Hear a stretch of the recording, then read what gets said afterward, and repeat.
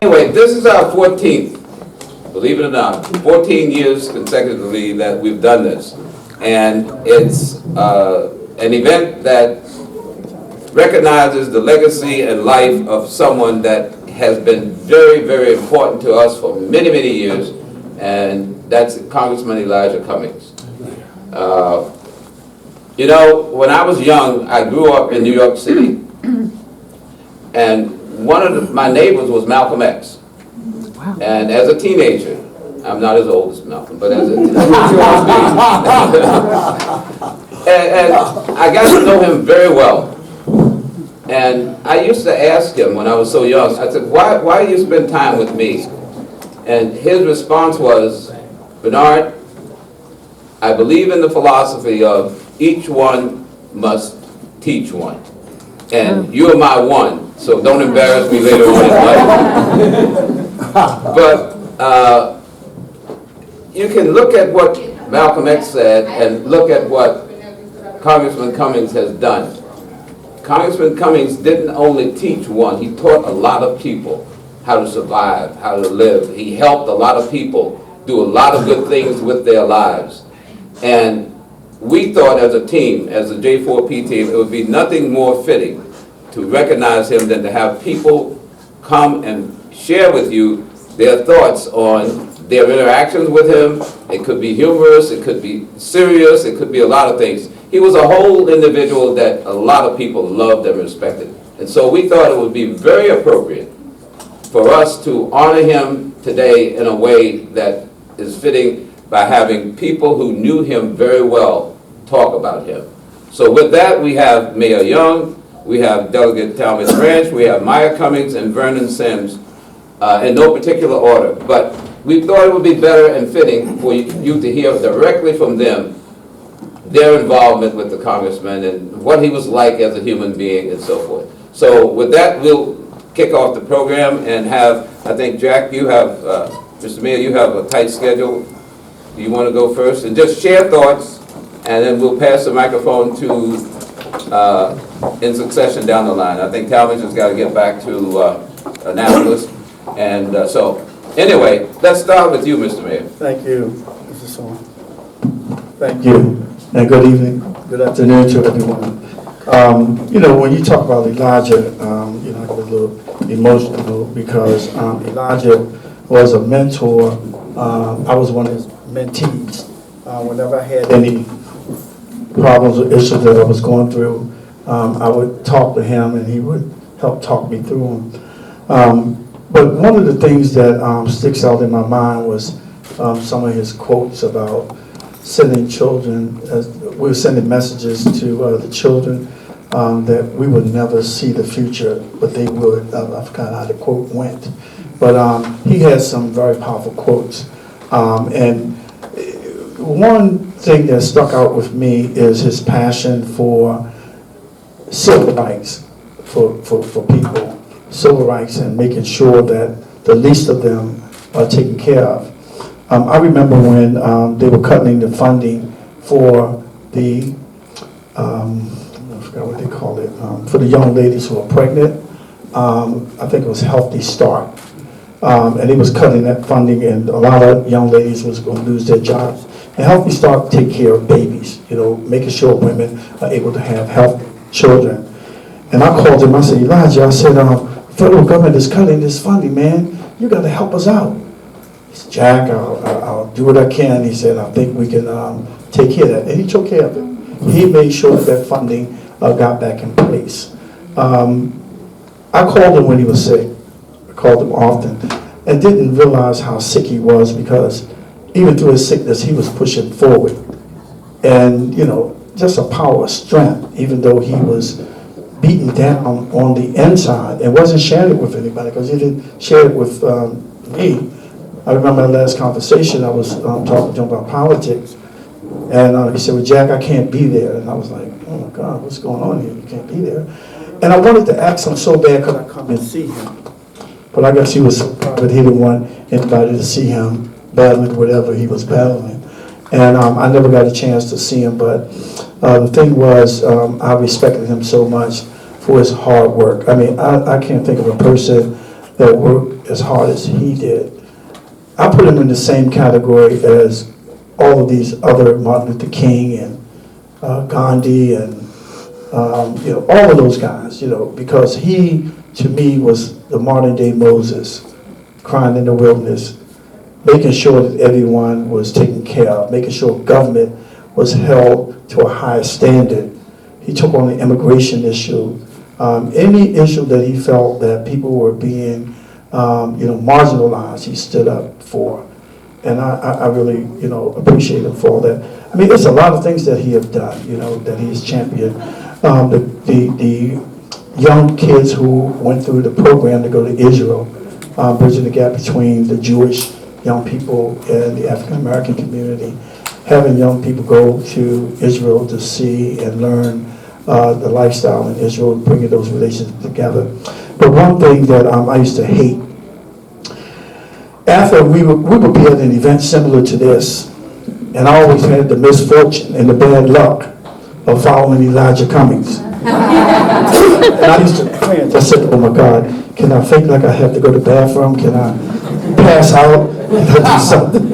Because following him after he gives his remarks was just, I just didn't want to stand behind him. So one day I said, can you go in my place? I got to run the restroom. Oh no, you're up now. And I had to follow Elijah Cummings after such a great speech that he gave. Elijah was just, he was a great man. And he was a man before his time. And his years was cut short. I don't question God and why he do what he do. But Elijah Cummings, time was well spent, but he had more work to do. And I would never forget him. I would never forget all of the good, encouraging words that he gave me, because he was that type of person. And it wasn't about Elijah. That's one thing I like about him. It was never about him, but it was about the people who he served. And that's what struck me, because a lot of elected leaders, it's all about them, and it's not about the people. We're public servants, okay? And that's what we're supposed to be. And Elijah epitomized what a public servant really should be about and what they should really do. I don't want to take up much of the time, but I'm just telling you, and I miss him even to this day. I miss calling him, because I'll be going through some things here now, going through this election cycle. And, he used to be there just to give me the encouragement, hey, look, don't worry about it, you're doing a good job, just keep pushing at it, keep pushing. And those are the things that he gave me, those comments. So I'm going to miss him, but I'm glad that you all picked this day to honor such a great man, a great icon in the city of Baltimore's history, Al Garner, Martin Luther King. He was just everything to me. And I'm quite sure he was everything to other people as well. And for those naysayers who tried to discredit his name, they didn't know him. They didn't know him like we know him. It's easy for you to be a backyard quarterback or a Facebook troll. You have to get to know a person before you try to discredit a person or discredit their history. Because this man was nothing but history. He was nothing about himself. It's all about the people who he served. And Maya, thank you for allowing us to share him and his work, because he has some big shoes to fill. And I know people don't want to walk in other people's shoes, but those shoes that he walked in left a trailblaze for others to follow. And Vernon, thank you for being there, supporting him every step of the way. I used to call Vernon about stuff as well when I couldn't get to Elijah. But when I got to him, I guess Vernon gave him the message. And he will always call back. That's one thing about him. He will always call you back. And that's the mark of a good public servant. So again, thank you for this opportunity to share just a little bit of what I thought about him. I think Elijah's favorite saying was, I only have a minute with 60 seconds in it, forced upon me, can't refuse it. Didn't seek it, I didn't choose it, but I know that I must use it. I will suffer if I lose it, pay account if I abuse it. Just a tiny little minute with 60 seconds in it. He didn't quite use it that way, and often I would see him and I'd say, when are you gonna say that right, man? But he would doctor that saying up. It was written by an unknown poet, and but oftentimes we would joke about that. I met Elijah in 1982, and when I met him, it was maybe 81, because it was a year before he became a state delegate. I met him over in West Baltimore, and he actually, what really made me gravitate towards him was the fact that he was doing pro bono service, legal service, for people that could least afford.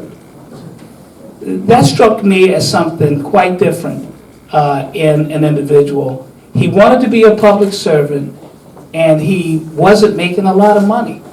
Not because he couldn't make a lot of money, but because he chose to help those that could least help themselves, which is one thing I really, really appreciated about Elijah. He was certainly and truly, as the mayor said, about people and children.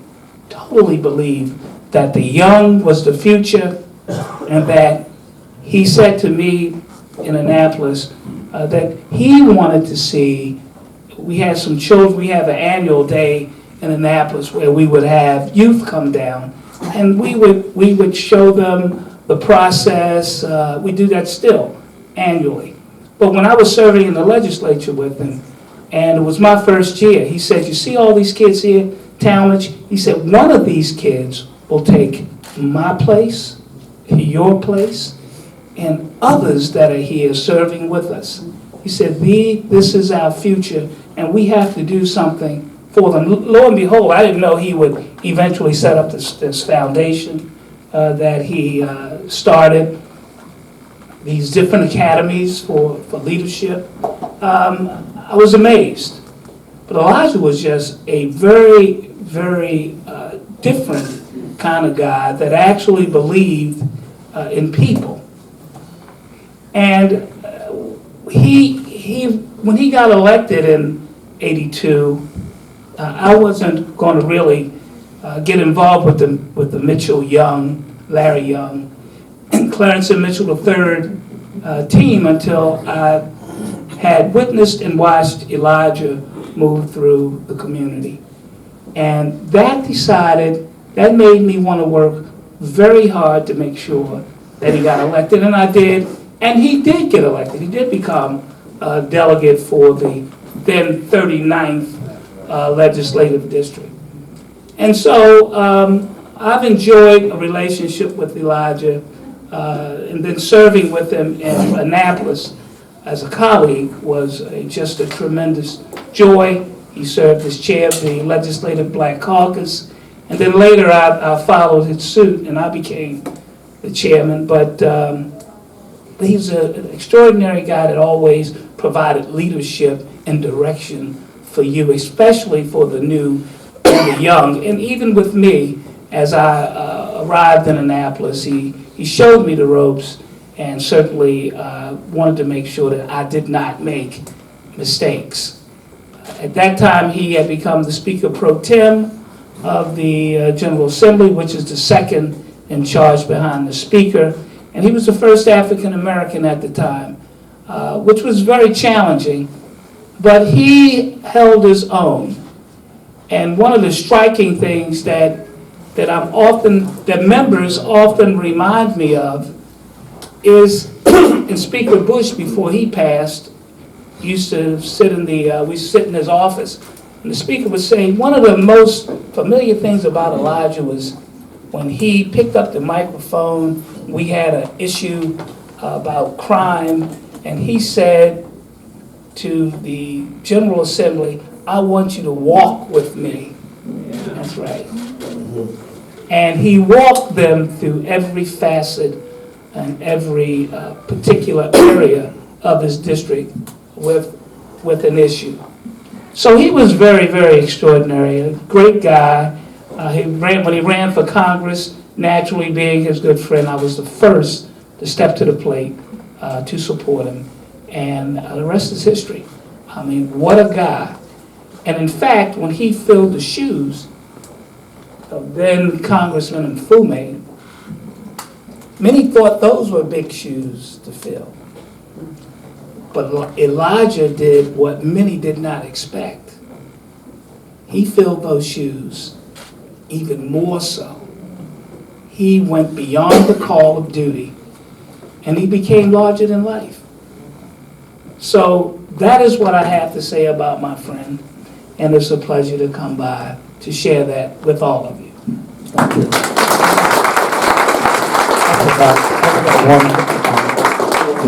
One most important thing that I wanted to mention, coming through Penn Station, everybody know how nasty and raggedy it looked. And I complained to Elijah, I said, man, we got to do something about that. I know the federal folk have a lot to say. He set up a meeting with me and the CEO of Amtrak. And he gets the credit for what's happening at Penn Station today. It was through his efforts that they have moved to redevelop that Penn Station. I had to say that because most people don't know. It was him who was the driving force behind the Amtrak people sending money to develop that Penn Station. I had to say that. So he gets credit for that as well. In Greyhound, the Greyhound station is named after him. I want to thank J4P Associates for this. I just really appreciate you hosting this, giving us the opportunity to reflect and to honor his memory. So thank you so very much. And I just want to acknowledge all of you and thank you for showing up to listen to our stories about beloved Elijah. I first met Elijah in 1998 when I came to Washington, D.C. as a Congressional Black Caucus Fellow. And I was assigned to the office of former Congressman Melvin Watt. You know, I was collecting data for my dissertation. The chief of staff for Melvin Watt actually reached out to Elijah to ask him if he would give me an interview. And he did. He was one of the first members of Congress to give me an interview for my dissertation. And so I remember going into his office and I had a list of prepared questions and I asked him about HIV/AIDS. And he began to tell me that he was so very disturbed about the number of particularly black men who were dying. He was talking about the African American men who were dying in his church. And that, you know, there just seemed to be a problem because people seemed to be frozen in terms of what to do about it. But he was absolutely focused on the nature of the solution. How do we get to the solution to solve the issue of HIV/AIDS so we can save lives? And he did not care about the stigma. He was absolutely focused on saving lives. And I coded him, you know, I didn't know him from, you know, anybody else, but I coded him as a transformational leader in my dissertation because he was somebody who was forward thinking, he was expansive in thought, he didn't let what others thought define how he thought. He was just an independent thinker and a truly genuine and great man. He cared from the bottom of his heart. And you want to ask where the source of that caring came from. A lot of it came out of his own childhood. Now, later in life, he had this formula he would always talk about: pain, passion, purpose. That out of your pain in life comes your passion, and then it drives you towards your purpose. And for Elijah, his pain came from growing up in a Jim Crow Baltimore, and also growing up being labeled early as a special education student. And having the pain of having to go to separate and unequal schools early in his life. But then having to, whenever the black kids wanted to needed to use a facility for a play, then being able to go into the white school and to see how drastically different the quality of the school facilities were. And you know, to the day he died, his favorite color was like this aquamarine blue. And it was aquamarine blue because, you know, when he would go into the bathroom of the white schools, this white school that they used, that was the color of their bathroom. And he thought, wow, this is beautiful, this is so great. We don't have anything like this. And that color imprinted on his brain and became his favorite color in life. In fact, it's the color that's outside of our door on 2014 Madison. And so, you know, the notion of being, you know, also labeled a special education student and then having to say, you know, to a teacher, I don't think that I belong in this group. And then having to fight his way out of special education and having to do it with the help of the librarians at Enoch Pratt, and having to, work extra hard after school and on weekends, just gave him a deep empathy for those who were marginalized in life, those who were considered underdogs, those who were dismissed and overlooked. He was very passionate throughout his life about making sure that he was pursuing equality and social justice, because he had lived in equality, he had lived in justice, and he considered himself somebody who was on the bandwagon in the forefront of making sure that we had a more equal and just society. And so, as many of you know this story, that when he was 11 years old, they were at a little small pool in South Baltimore. And he talks about this pool. It was the size of a postage stamp. But all of the African-American kids were in this pool, and he talked about how warm and dirty it was because, frankly, they had to take turns getting into the pool. There were so many kids, and the pool was so small. When a woman pulled up with her 2 sons in the back, and that woman was Miss Juanita Mitchell, Juanita Jackson Mitchell. And she came in and she talked to the man who was over the rec center. And they brought the kids in and they said, how would you all like to swim in a big Olympic-sized cool pool? And they were like, yay, we want to swim in a pool.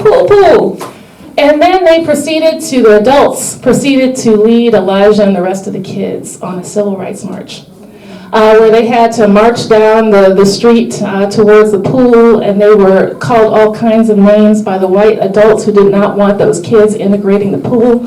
Elijah was hit in the head by a rock that a white adult had thrown, and to the day he died, he had a scar on his forehead from that experience. But at the end of the day, those little kids, under the leadership of the NAACP and Juanita Jackson Mitchell, were able to prevail. And Elijah, at that moment, determined that he wanted to be a lawyer, because Juanita Jackson Mitchell was the first African American female lawyer in the state. And he said that if she led him to a cool pool, and also, revealed for him that they had something called rights, he wanted to be a defender of other people's rights as well, and make sure he held on to his own.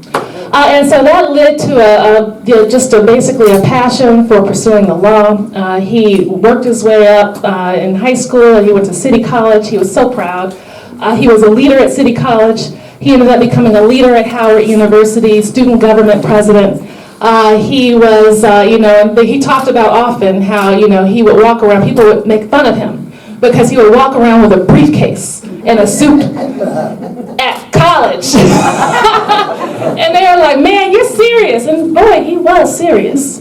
He viewed education as his pathway out of poverty. He viewed education as his pathway to the future. He viewed education so seriously, and he came from a family where education was told so seriously. He often talked about how his father said that if he missed a day of school, that must have meant he died the night before. Because none of them ever missed a day of school. Elijah didn't miss a day of school. His parents imprinted upon him and them how important education was, and he could taste it because that was his future. And so he pursued his education after Howard University, where he actually graduated, with honors. Then he went on to the University of Maryland Law School. And worked hard. He talked about how hard it was because they tried to weed them out, all the black students that were in his class. And then he talked about how he basically earned his, passed the bar on the first time. And then basically he wanted to help other African Americans lawyers who graduated. And so he helped formulate a class where he taught other African American young lawyers how to actually pass the bar. And so from that, Lena K. Lee was a state delegate at the time. She had heard about the program he was running for young lawyers, and she was looking around. She thought she was sick. She was looking around for someone to replace him, and to replace her in the state legislature. And so she called Elijah, and she told Elijah, I'm looking for a woman, female lawyer to replace me in the State House of Delegates. And Elijah was just like, okay, well, I don't know who else I can refer you to. And she said, well, I've already found that person. It's you, you'll do. And that began Elijah's career in politics. And so with that, you know, as you all well know, he went through this, the State House, the House of Delegates, then he became a congressman. And I think that most folks will remember him in terms of his ranking member and chairmanship of the House Government and Oversight Reform Committee, where he went toe-to-toe with Donald J. Trump.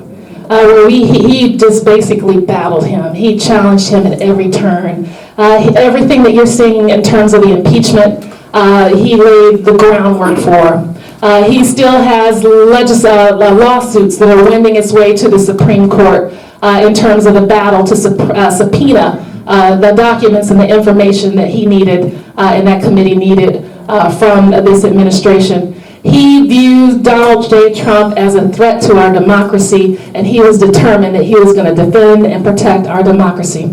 And so I'm going to end with this. The quote you were trying to figure out was, our children are the living messages that we will send to a future that we will never see. That's it. That was Elijah's quote that he would always, always, always use. And he was serious about providing opportunities for youth.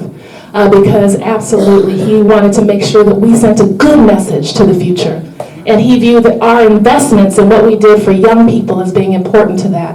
And so that is why, I mean, when Elijah passed away, I cannot tell you how many letters, how many people I ran into. He gave my child a scholarship. He gave my child this opportunity. He did this for us. He did that for us. And he was so passionate. He was so caring. The source of his passion and compassion was his empathy. And I'm just going to end by saying that he also had a gift from God. And that gift was that he was discerning of spirits. If he felt your spirit, he would be drawn to you and he would say, I feel your spirit. And he would, he would do everything he could. But if he could not feel your spirit, he would stay far away from you. And it would disturb him to no end when he couldn't feel someone's spirit. And you know what I have discovered? The people whose his spirits he couldn't feel, now I know why. Elijah had a gift from God, and that gift just carried him through life. And so I just want to say thank you again for honoring him. Thank you again for remembering him. We've got work to do because he left a large legacy.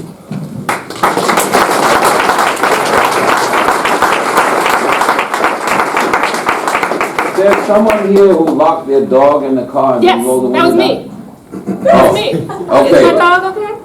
The dog is okay, but there are some concerned citizens that It's cool outside. Okay, we'll let them know. Thanks. They won't tow the car with the dog in it. Yeah. Good afternoon. So I'm going to do something a little different. First, thank you for allowing me to be here with this distinguished panel. They are distinguished, and thank you for coming. I'm going to talk about 4 conversations that Congressman Cummings and I had, and I'm going to tell you what attributes I think he demonstrated with those conversations. And this is especially for the young people who are in the back, because he did many things for children. First conversation. I don't know Elijah Cummings in 1996. I know who he is. I don't know him. He calls me the day the election is certified. I'm working for the vacant congressional office. Mr. Mfume has left, and I am the administrator for that office, and I'm closing that office down. The election is certified. I get a call from the new member, Mr. Cummings. He says, hey, is this Vernon? Yes, sir. I just want to let you know I'm not hiring anybody who worked for Kwesi. I said, okay. He said, do you want to know why? I said, yes, sir. He said, because nobody helped me, and I don't feel compelled to help anybody else in terms of politics. And I said, well, sir, you shouldn't blame the 10 people who work here. You should blame me. He said, why should I blame you? I said, because we work for the clerk of the House of Representatives, and under the clerk's rules, we can't help anyone who is running for a vacant congressional office that we work in. He said, okay, bye. I said, wow. This guy has 2 attributes that I see from that call. 1, he was straightforward. And 2, when his chief of staff called me back and said, Mr. Sims, would you like to do transition work for the member? Meaning I would be working for him for a short period of time. I knew his second attribute was that he could adjust whatever he thought he was going to do based on the reality that he saw. Two good attributes. Second conversation. He's in office. He says, "Ron, I have people over here who don't have jobs, have people over here who want jobs. I want to put them together. What is that going to cost me?" I said, "It's probably going to cost you about $10,000. He said, "Why so much?" I said, "Because you're putting on basically a mini conference. And you also have to have a lunch and breakfast for the employers so they don't walk out the room while people are looking for jobs." He said, "Okay." I said, "Well, sir, let me tell you about one of your budget rules." He said, "Vernon, you and your rules." I said, "Congressman, they're not my rules, they're your rules." I said, "If you go over your budget, it comes out of your check. The U.S. Treasury takes it out of your check. Congressional offices have finite budgets, and so you lose $10,000. He said, "Do it anyway," in a split second. Do it anyway. So I was quite impressed. Here's someone who, again, the attribute was he was going to risk his personal comfort to help some people he did not know. So that was another attribute that he demonstrated. And some of you may have thought that Elijah Cummings was a wealthy man, and so $10,000 from his check, he could just ask his mom or his dad or his cousin or somebody else to give him the $10,000. He was risking his own personal comfort to do something for people he did not know. Third conversation. We would have job fairs, how to pay for college fairs, how to do business with the federal government, and the congressman would easily talk to anybody, anywhere. We knew that because we would get 4 a.m. voicemails before texts and emails were so popular from him describing what he wanted us to make important that day. He would have people come up to him in a job fair and at the gas station near Madison and North or at the Avenue Bakery and say, "Mr. Cummings, I just got home. I just got home. And if I don't find a job, I'm going to do something to protect myself and help my family." And he would tell the person that he would do everything he could, and then he would demand that we do everything he could. He's one of the few congressional people who had someone in his office who one of their responsibilities was to try to find other people's jobs. One of the attributes that he showed with that is that he'd say, "Walk me to the car." And I get to the car, and he start crying. He's a grown man crying. And he's crying because he can't figure out immediately how to help that person because he knows that, as the person said, if I don't find a job, I'm going to do what I got to do for my family. And for those of you who might not know, coming home is coming out of incarceration. And for some people, they call it going back home. But in this situation, he was talking to someone who came out of incarceration who was saying essentially, if I don't find a job, I'm going to hurt somebody because I hurt somebody before to make money. So he demonstrated, as Mrs. Cummings said, extraordinary compassion that he pushed into the way he did his work. So that was the third conversation.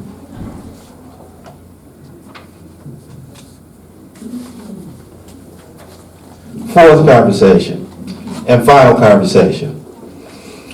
The congressman is in the hospital. He calls me. He says, "Vernon, tell him to bring me the subpoenas."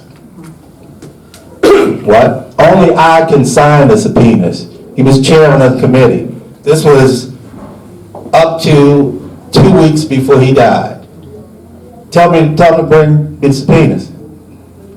So the staff person took the subpoenas to the hospital, and almost in unlegible writing, he signed the subpoenas because it was important to him to preserve this democracy. Final conversation. In closing, the congressman called me the Tuesday before he died. He said, "I gotta go, I gotta get out of here, I gotta go, I gotta get out of here. I gotta go, too much, I gotta do, I gotta go." And I said, oh, well, you know, Congressman, you bounced back before, and, you know, you'll be fine, you'll be all right. He said, I gotta go, I gotta get out of here. She took the phone from him. I wasn't in the room. I said, Maya, it sounds like to me, he's talking about something other than getting out of the hospital. She said, he is. He either takes the phone back, or she gives him the phone. He says, gotta go, man, gotta go.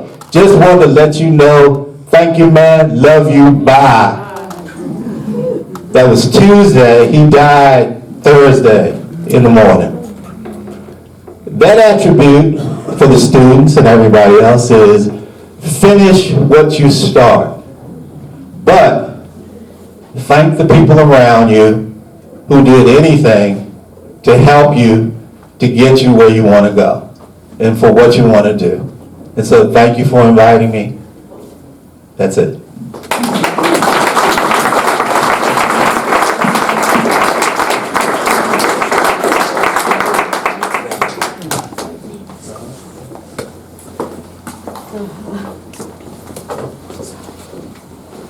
There's a person here that I did not recognize, and I should have, and that is Elijah Cummings' sister.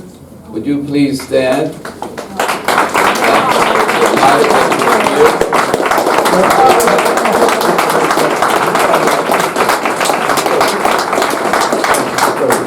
I do. Oh. And there's another person that just came in not long ago, Councilman. That's an inside joke. Councilman Robert Stokes. He's the city councilman for this district. I want to open the floor for questions and answers if you'd like. I think there's some time left on everybody's clock at the table, so we can start with an open floor and questions and answers that you might want to ask anyone up here. Don't be bashful. Where are those students, Sister Peggy? They're right behind me. Does anybody have a question? Especially the young kids. I want them to ask a question. No pressure. No questions. You can't. Yes, sir. I just want to share with you, before Elijah passed away, and Ms. Cummings, what you said about his spirit, the truth. We were at, the veterans had donated a house over in the 12th district, I believe, and Harry Spike said that, Congressman, would you come to the truck? And I came to the truck, and he said, young man, I like your passion and your spirit. And when you said that, I knew exactly what you meant, and that's how he was, because that's the first time he ever told me that. And I've been involved in community for a long time, so I really appreciate him telling me that. But what you said made a lot of sense, and I can actually relate to what the statement you made. Yes, sir. That as well. I'm Bridget Genovese, and my stepson wanted to go, well, he lived in Baltimore. We moved to Smyrna Park because he wanted to go to the Naval Academy.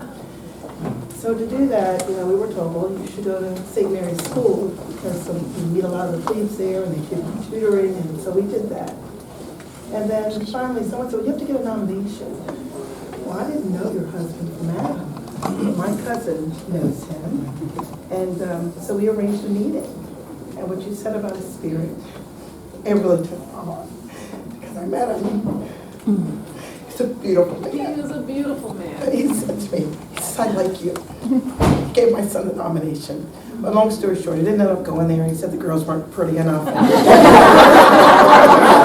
ended up going to school in the South and graduated top of his class. But it was a pleasure meeting. It was nice. Yes, sir. Good question for both of you. I only met Mr. Cummings once, and it was when I first got here.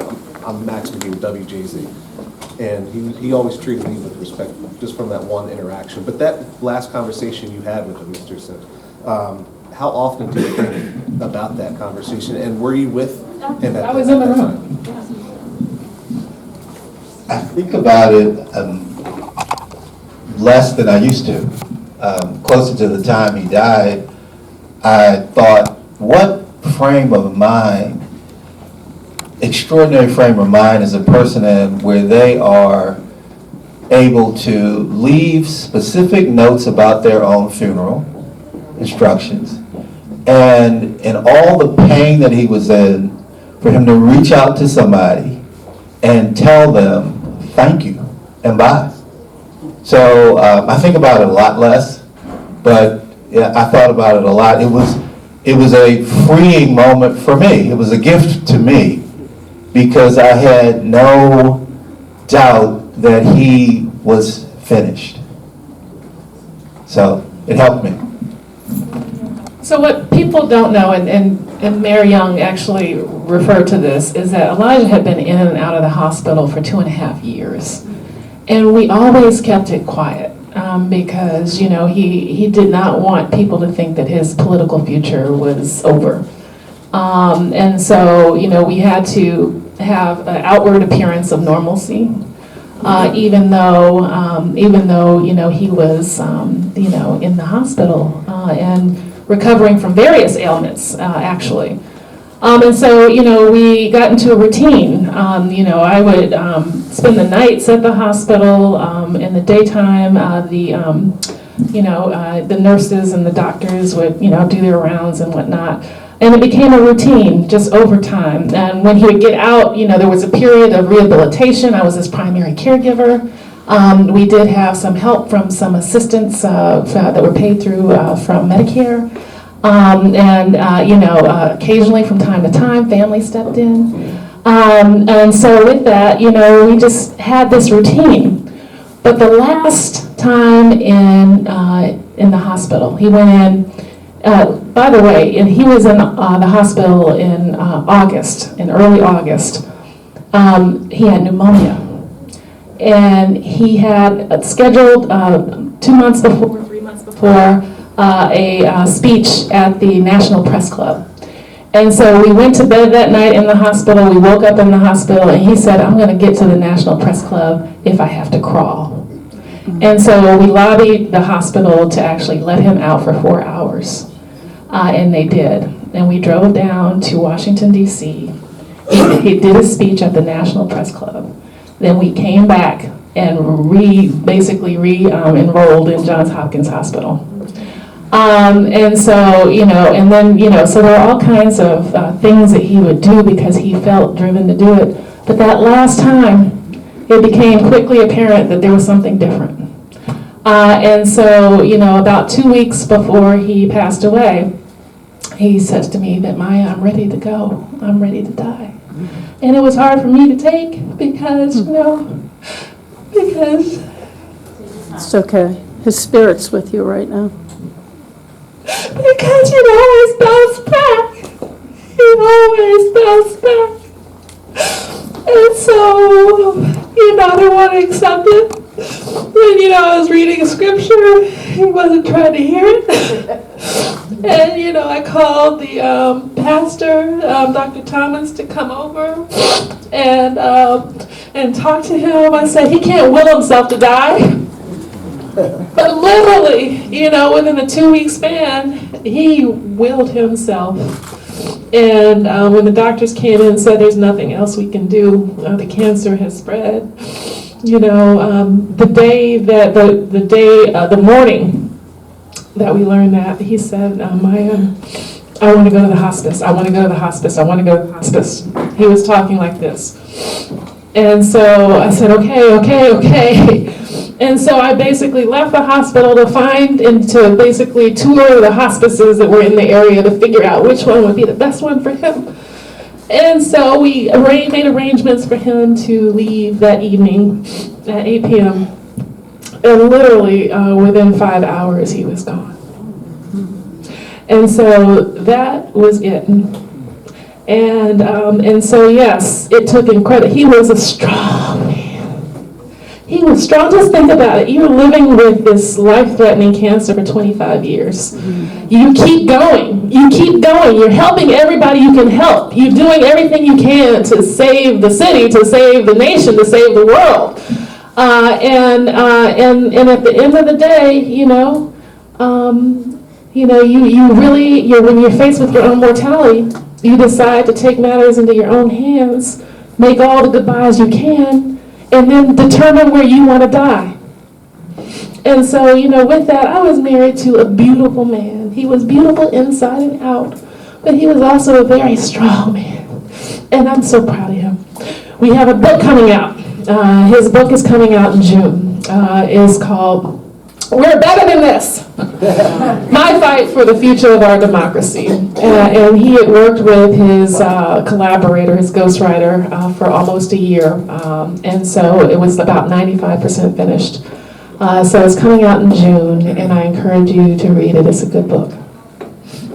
I would just like to say, I work for the National Blacks and Wax Museum, and over the years, I videotaped him many times with the Adopt a program, the Adopt a pilot program, and the initiation of the Black Obama sculpture. And every time I was always videotaping, I have tons of footage of him if anybody wants it, but he always knew where the camera was, I was going to say. And he brought a lot of joy to a lot of people. Yes. Thank you for sharing. Vernon, did you have something else to say? No, I saw you reach for the mic. No, I was actually putting it down, but I was thinking, the Adopt a Pilot program was a program where Southwest Airlines would bring, the Adopt a Pilot program was a program where Southwest Airlines would bring a pilot to usually a middle school so that students could begin to think about different careers that they probably would never think about if they didn't see a pilot. He also brought astronauts to schools. Robert Kirby Jr. was an astronaut who spent more time on the space station initially than anyone, but now that's been surpassed. He went to Woodlawn and he brought him to school. So you mentioned the Adopt a Pilot program. I just wanted to let people know what that was. Yeah. And then Mary Young just asked about the Maritime Project. So Elijah got named to, he was on the, people know him for the Government Oversight Committee, but he was also on the Transportation Committee. And then Nancy Pelosi asked him to actually chair the subcommittee on maritime. And somebody came to him and said, well, you know, there's a school on maritime in your district. And he kept riding, they gave him the address, he kept riding past trying to find where the school was. Because it was right around the corner from our house. And he said he kept riding past, and then he realized that they had these students, these young people in the Maritime Academy, in what had been an old warehouse for the school district. An old warehouse that we passed every day and never knew that it housed kids because there were no windows. And so with that, you know, he befriended the school. He formulated a task force, an advisory committee made up of maritime industry and business leaders who had worked with the maritime industry.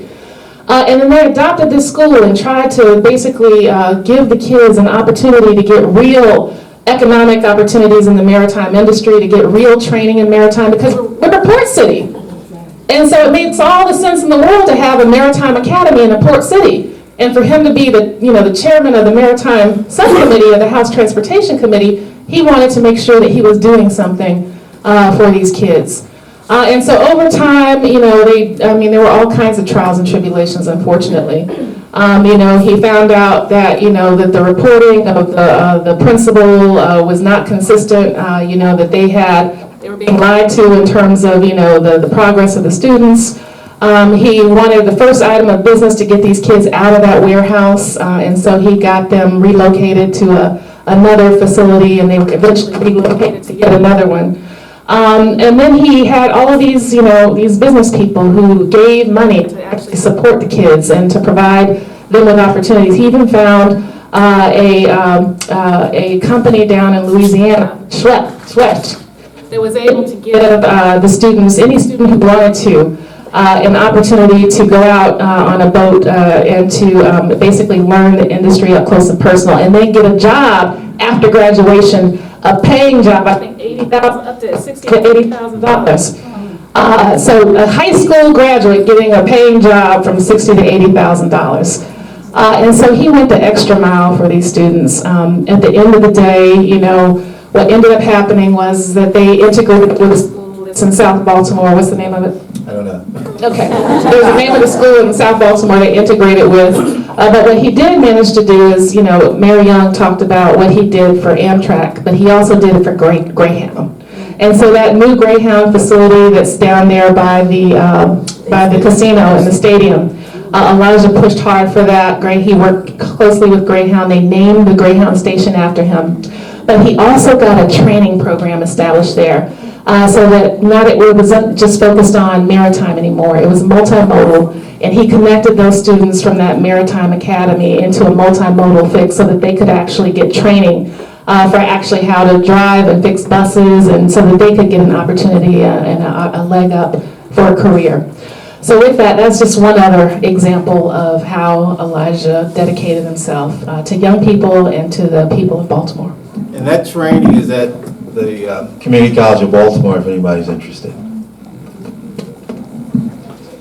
Well, if our guest speakers are finished and it's almost time to wrap up, I still want to share a brief Elijah Cummings story that I have that you might find humorous.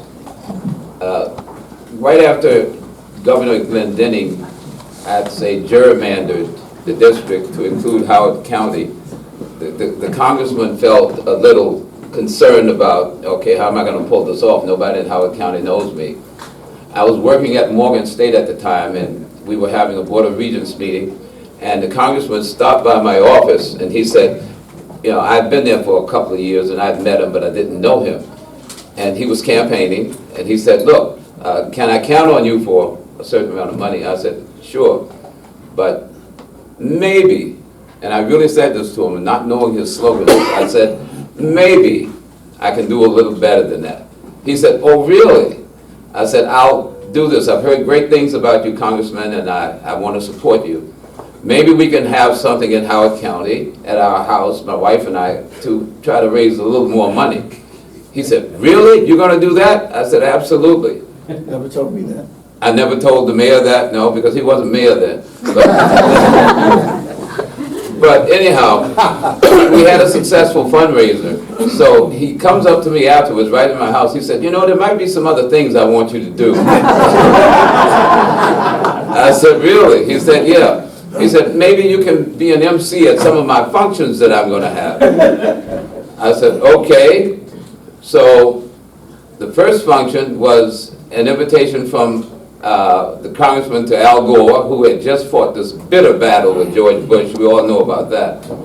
And he said, Al's coming to town, and we're going to have a bunch of people recognize Al and then recognize me, and I want you to sort of control the whole thing. I said, okay. He said, remember, you're up there to introduce me now, primarily. Don't get carried away. So I stood up like I'm speaking to you, and I said, ladies and gentlemen, I have the distinct honor, the distinct pleasure of introducing you to the real President of the United States, Al Gore. And the room went crazy. And Elijah was sitting there going, what the hell are you doing? And then I got back on script, and Al Gore comes up to me afterwards while the congressman and I were talking, and he said, Bernard, I have to tell you, you have a great sense of humor. I thought that was funny as hell. And Elijah smiled, and he never brought it up again. But anyhow, on behalf of J4P, I want to thank our panel here. I want to thank you for coming. It is refreshing to see that we have been able to maintain this event for 14 years. How time flies. I'm sorry, Loretta? Well, I said I was with you for 12 years. Oh, okay. So we appreciate you. There's lunch going to be served. You can carry it out or eat it here and make yourselves at home. Thank you for coming.